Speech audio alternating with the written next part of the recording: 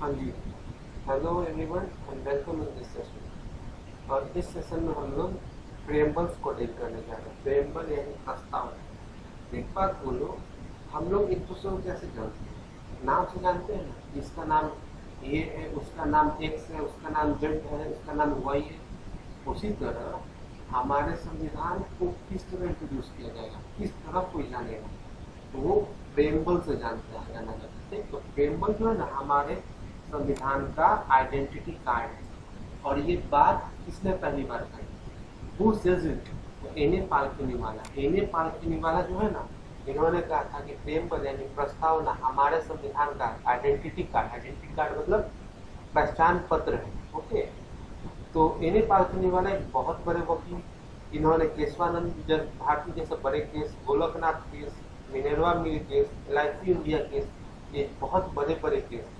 और इन केसों ने हमारे देश के संविधान पे बहुत असर डाला है। तो इन सारे केसों को लीड करने वाले जो वकील थे, जो वकील सरकार के खिलाफ लड़ रहे थे, वो थे एने पालकिनीवाला। और एने पालकिनीवाला ही ने कहा था कि जो प्रेम्बल है हमारे संविधान का, वो प्रस्तावना हमारे संविधान का आइडेंटिटी कार्ड है। तो आइए अब देखते हैं, हमने अपना आइडेंटिटी कार्ड यानी प्रस्तावना यानी प्रेम्बल किस देश से अडॉप्ट किया है। तो हमने इसको अडॉप्ट किया है अमेरिका के संविधान से, कॉन्स्टिट्यूशन ऑफ अमेरिका। और हमारा प्रेम्बल किस पर बेस्ड है? तो ऑब्जेक्टिव ऑफ रेजोल्यूशन पर बेस्ड है। ऑब्जेक्टिव ऑफ रेजोल्यूशन को किसने पास किया? तो नेहरू जी ने पास किया। ठीक। इंग्रेडिएंट, देखो कोई भी चीज बनता है तो उसमें सामग्री डाली जाती है। उसी तरह प्रेम्बल का सामग्री क्या है, उसका इंग्रेडिएंट क्या, what are the ingredients of the preamble. तो बेसिकली इसके इंग्रेडिएंट है some ingredient of it authority of constitution. संविधान को अथॉरिटी यानी पावर, ताकत कहाँ से मिलता है? तो द पीपुल ऑफ इंडिया से मिलता है। अब द पीपुल ऑफ इंडिया इसको बहुत बार घुमा के पूछ चुका कि भारत में सबसे सर्वोपरि कौन है, सबसे ताकतवर कौन है, सबसे पावरफुल कौन है। ऑप्शन बहुत बार दिया, president, vice president, prime minister और द पीपुल ऑफ इंडिया। या बहुत बार supreme court, high court, prime minister और सीएम लिख दिया और पीपुल ऑफ इंडिया लिख दिया। ठीक ना, सीएम नहीं। तो हमेशा याद रखेंगे सबसे ताकतवर इस देश में वी पीपुल, हम आम आदमी हैं, द पीपुल ऑफ इंडिया। ठीक ना। नेचर, अब हमारे संविधान का हमारा नेचर ऑफ स्टेट, अब हमारे राज्य का नेचर कैसा होगा, किस तरह का दिखेगा, कैसा मूलभूत नजरिया होगा, कैसा होगा। तो सोवरेन होगा यानी इंडिपेंडेंट होगा, किसी की दादागिरी नहीं चलेगी, हम इंडिपेंडेंट है, पूरी तरह से इंडिपेंडेंट है। ठीक, आजाद है। सोशलिस्ट होंगे, समाजवादी होंगे, सेकुलर होंगे, धर्मनिरपेक्ष होंगे, डेमोक्रेटिक और रिपब्लिकन होंगे यानी लोकतांत्रिक होंगे। और रिपब्लिकन मतलब जनता के द्वारा चुनी हुई सरकार होगी, मोनार्ची नहीं होगा। हेड ऑफ स्टेट जो होंगे ना, वो इलेक्टेड होंगे, मोनार्ची नहीं होंगे, यानी हेरिडिटियल नहीं होंगे। ठीक। ऑब्जेक्टिव ऑफ कॉन्स्टिट्यूशन क्या है? तो ऑब्जेक्टिव क्या है? ऑब्जेक्टिव यह है कि जस्टिस, सबको न्याय मिले, लिबर्टी हो, इक्वलिटी हो और फर्टिलिटी यानी भाईचारा हो। इतना समझ में आया? तो ये जो शब्द है सोशलिस्ट, इसको सोशलिस्ट, सोवर्जन, इन सबको एक एक करके देखते हैं। सोवर्जन पहली बार, सोवर्जन शब्द जो है इसको पहले देखते हैं। ठीक। तो सोवर्जन शब्द का मतलब क्या होता है? हम किसी पे डिपेंडेंट नहीं है, हम ना ही किसी के डोमिनियन है, ना ही कोई हम पे राज कर सकता है और ना ही किसी पे हम निर्भर है। हम पूरी तरह से एक इंडिपेंडेंट राज है। सोवरेन का मतलब ये हुआ। ठीक। और बहुत लोग ये बात कहता है कि हम अगर सोवरेन है तो क्या यूनाइटेड नेशन का कोई भी फैसला हम पे लागू होता है, या यूनाइटेड नेशन के कोई भी फैसला से हम बाध्य हैं, या कॉमनवेल्थ ऑफ नेशन है उसके कोई भी फैसले से हम बाध्य हैं। तो देखो पहली बार एक बात हम लोग कहानी सुनाते हैं। भारत में बहुत लोग कहता है कि भारत 99 साल के लिए लीज पे है। तो भारत कोई 99 साल के लिए लीज पे नहीं है बबुआ लोग। Membership of Commonwealth of Nations, ठीक ना, ये मेंबरशिप ऑफ कॉमनवेल्थ नेशंस जो है उसका तो हम मेंबर हैं। और इसका हेड जो है ना, ब्रिटिश का जो क्राउन फैमिली है, जो रॉयल फैमिली है, वो है उसका हेड। तो इसका मतलब ये नहीं है कि हम उनके अधीन हैं, हम उनके गुलाम हैं। इसका मतलब ये नहीं कि हम लीज पे, हम आजाद हैं, बस उससे हम जुड़े हुए हैं। ठीक, यहाँ इसका। और जहां तक बात है यूएन और ये यूएन यूनाइटेड नेशंस, और क्या नाम है, कॉमनवेल्थ का कोई भी फैसला हमारे सोवरेनिटी पर असर डालेगा? बिल्कुल नहीं डालेगा, याद रखिएगा। यूनाइटेड नेशन के कोई भी फैसला मानने के लिए हम बाध्य नहीं है, वो हम पे डिपेंड है कि हम मानेंगे कि नहीं मानेंगे। कॉमनवेल्थ का कोई भी फैसला, कॉमनवेल्थ ऑफ नेशंस का कोई भी फैसला मानने के लिए हम बाध्य नहीं है, वो हम पे डिपेंडेंट है कि हम मानेंगे या नहीं मानेंगे। ठीक, तो सोवरेन का मतलब समझ में आया? सोवरेन का मतलब यही होता है कि हम पूरी तरह से इंडिपेंडेंट राज्य हैं, we are fully independent state. Socialist, socialist शब्द ना हमारे संविधान के जो समाजवादी शब्द है सोशलिस्ट, ये शब्द हमारे संविधान के ओरिजिनल कॉपी में शुरू से नहीं था, पर हमारा संविधान शुरू से ही सोशलिस्ट था। बहुत सारे डीपीएसपी देख लीजिए, फंडामेंटल राइट्स देख लीजिए, जो सोशलिस्ट यानी समाजवाद का तो बहुत सारे हमारे फंडामेंटल राइट और डीपीएसपी जो सोशलिस्ट आइडियोलॉजी की बात करते हैं, समाजवाद की बात करते हैं। तो फाइनली 42nd कॉन्स्टिट्यूशनल अमेंडमेंट, इस अमेंडमेंट 42nd कॉन्स्टिट्यूशनल अमेंडमेंट और ये कब हुआ? 1976 से सोशलिस्ट शब्द को यानी समाजवादी शब्द को हमारे संविधान में जोड़ दिया गया। ये ऑफिशियली कर दिया गया, पहले इनऑफिशियली था, डीपीएसपी में था, फंडामेंटल राइट में था। तो ये पूरी तरह से मतलब सोशलिस्ट शब्द नहीं था, नॉट सोशलिस्ट हम थे शुरू से, तो इस शब्द को भी ऐड कर दिया गया। ठीक, देखो 42nd कॉन्स्टिट्यूशनल अमेंडमेंट 42वां संवैधानिक संशोधन ना भारत के संविधान के इतिहास में बहुत बड़ा संवैधानिक संशोधन है। इसको मिनी कॉन्स्टिट्यूशन ऑफ इंडिया भी कहते हैं, और लगभग हर शेड्यूल और हर पार्ट की इसने कुछ ना कुछ असर डाला ही था। हमारे संविधान के हर शेड्यूल और हर पार्ट पे इसने कुछ ना कुछ असर डाला ही था। India has democratic brand of socialism, हम जो है ना डेमोक्रेटिक ब्रांड ऑफ सोशलिज्म, ठीक ना। देखो सोशलिज्म बाबू लोग दो तरह का, एक डेमोक्रेटिक सोशलिज्म, दूसरा कम्युनिस्ट सोशलिज्म। ठीक है, लोकतांत्रिक समाजवाद और कम्युनिस्ट यानी जो कम्युनिस्ट समाजवाद है उसमें अंतर क्या है?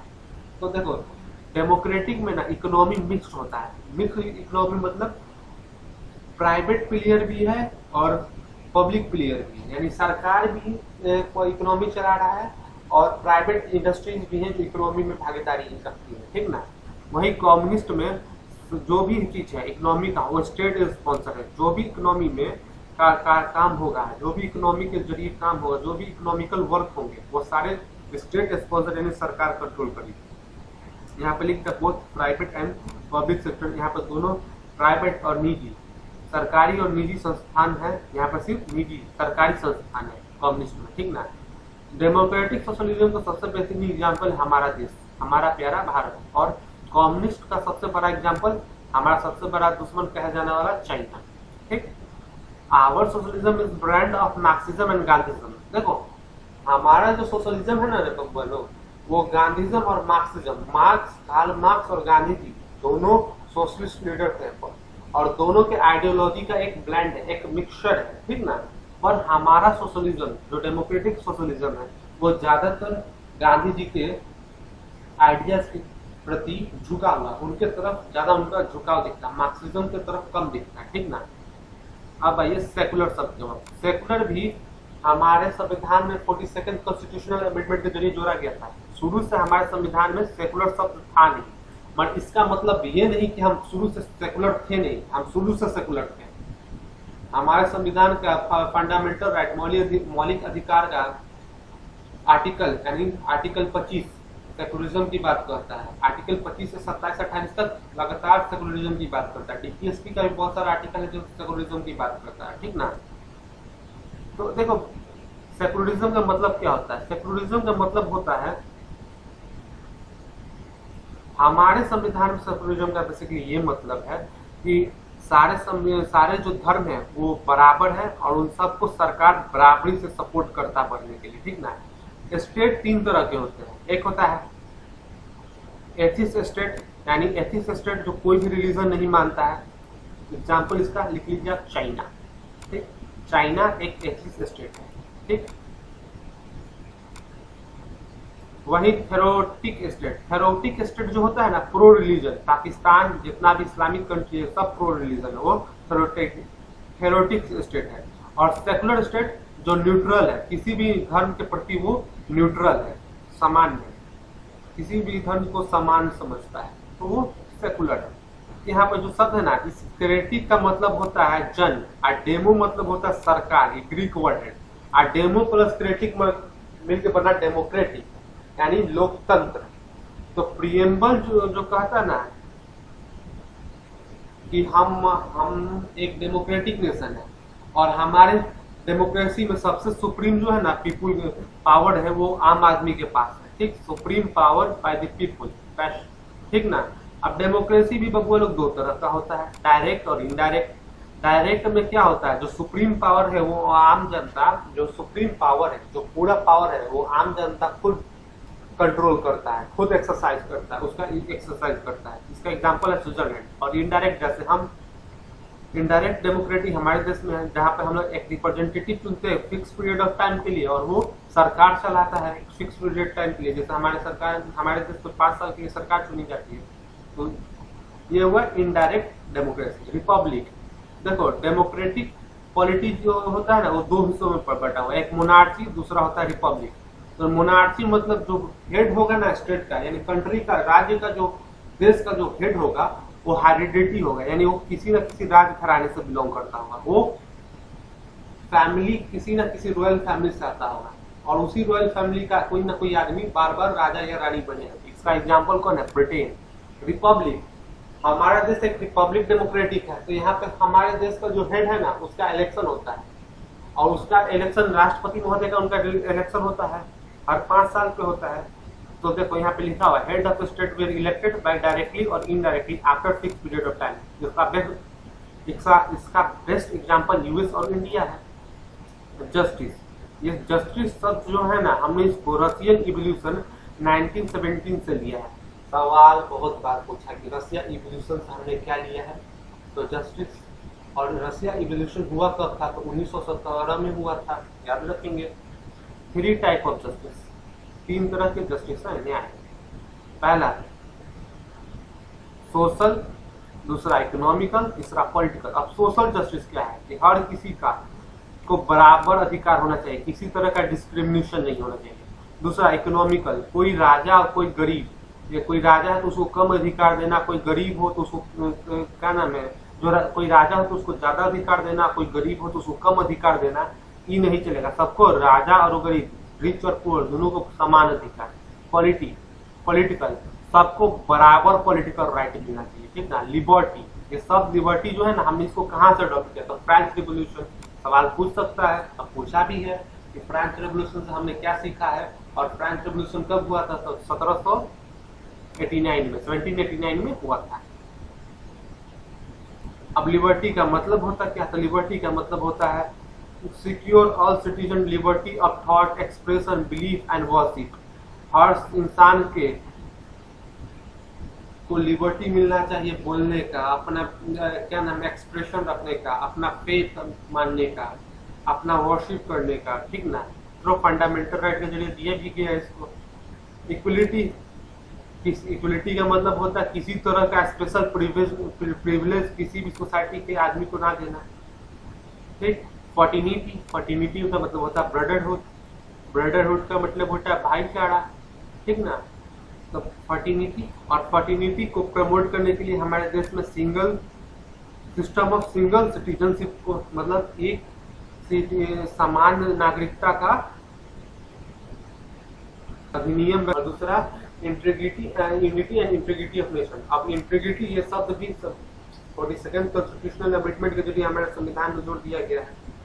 तो एक सवाल हमेशा पूछता है कि 42nd कॉन्स्टिट्यूशनल अमेंडमेंट के जरिए हमारे संविधान में क्या क्या जोड़ा गया, तो 3 शब्द जोड़े गए। संविधान में नहीं, हमारे प्रीएम्बल में क्या क्या जोड़ा गया, तो 3 शब्द जोड़े गए, सोशलिस्ट, सेकुलर और इंटीग्रिटी, ठीक ना। तो ठीक, ये तीनों याद रखेंगे। अब देखते हैं कि एक्सपर्ट की क्या राय है प्रीएम्बल पर। तो के.एम. मुंशी जो थे वो कहते थे horoscope of our sovereign democratic republic. ये सब हॉरोस्कोप, हमारे प्रीएम्बल प्रस्तावना के लिए हॉरोस्कोप शब्द का यूज किसने किया, तो के.एम. मुंशी, पंडित ठाकुर दास भार्गव। इन्होंने सोल ऑफ कॉन्स्टिट्यूशन, प्रीएम्बल को सोल, आत्मा कहा संविधान का। प्रीएम्बल प्रस्तावना को संविधान का आत्मा किसने कहा, तो Pandit Thakur Das Bhargava. Sir Ernest Barker, sir Ernest Barker ने कहा the principle of social and political theory. Preamble को principle of social and political theory किसने कहा? तो सर अर्नेस्ट ने कहा। ठीक है कि किस केस में सुप्रीम कोर्ट ने प्रियम्बल को यानी प्रस्तावना को संविधान का हिस्सा मानने से इनकार कर दिया? वो केस था बेरोवनी यूनियन केस। ठीक ना। फिर पूछता है कि किस केशवानंद भारती केस में संविधान, केशवानंद भारती केस में सुप्रीम कोर्ट का प्रियम्बल पर क्या विचार था? तो केशवानंद भारती केस में सुप्रीम कोर्ट ने कहा था प्रियम्बल संविधान का एक पार्ट है। ठीक। और LIC इंडिया केस में सुप्रीम कोर्ट ने क्या कहा कि संविधान क्या नाम है, प्रस्तावना यानी प्रियम्बल संविधान का एक इंटीग्रल पार्ट है यानी अभिन्न अंग है। ठीक। तो ये हुआ प्रस्तावना। इसे पूछे गए सारे सवाल बता चुके कौन कौन सा पूछा है, और अब कम इससे क्वेश्चन आता है पर पढ़ना है इसलिए बता दें। चलिए, thank you, please like, subscribe और शेयर।